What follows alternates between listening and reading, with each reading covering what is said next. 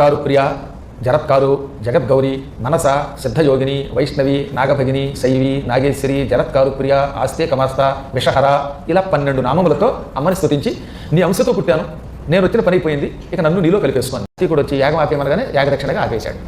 ఆపేగానే అప్పుడు ఈ యోగిని దేవత జరత్కారు కుమారుని దీవించి మళ్ళీ మానసాదేవి ఆలయానికి వెళ్ళిపోయింది.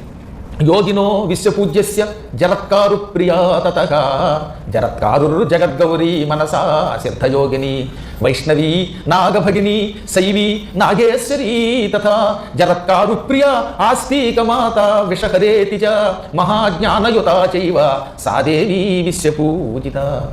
ద్వాదశైతాని నామాని పూజా కాలే తుజ పఠేత్ తస్య నాగభయన్నాస్తి తస్య వంశోద్భవస్య చ. ఇప్పుడు 12 నామాలు ఉన్నాయి వరుసగా. ఈ అమ్మాయి రచించిన నామములు అంటే నాంశతో నేనే రాసుకున్న నామములు. ఇవి చాలా గొప్ప నామములు. అమ్మవారిని చతుర్థి నాడు, షష్ఠి నాడు, ఇంకెప్పుడైనా నాగదేవతలకు సంబంధించిన తిథులు వచ్చినప్పుడు నాగపంచమి అని ఉంటుందండి. అలాంటి పంచమి రోజుల్లో ఈ నామములతో స్తోత్రం చేసిన వాడికి నాగభయం ఉండదు. వాడి జీవితంలో వాడి వంశంలో వారి వరకు సర్పగండం ఉండదు. పాములు కాటేసి తావడం లేక పాములు చంపడం వల్ల వచ్చే దోషాలు ఇవి ఉండవు. ఇవి చాలా గొప్ప నామాలండి.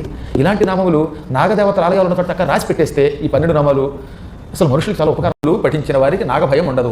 తస్య వంశోద్భవస్య చ, వంశం అభివృద్ధి చెందుతుంది.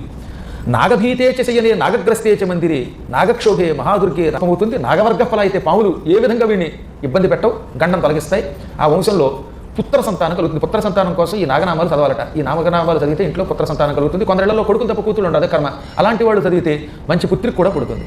ఎంతెందుకు అటువంటి వాడు విషం తాగినా ఇంట్లో వాడికి ఆత్మహత్య చేసుకోవడానికి విషం తాగినా వాడు చావట. పిల్లలు కొంతమంది ఈ మధ్యకాలంలో విషాలు తాగే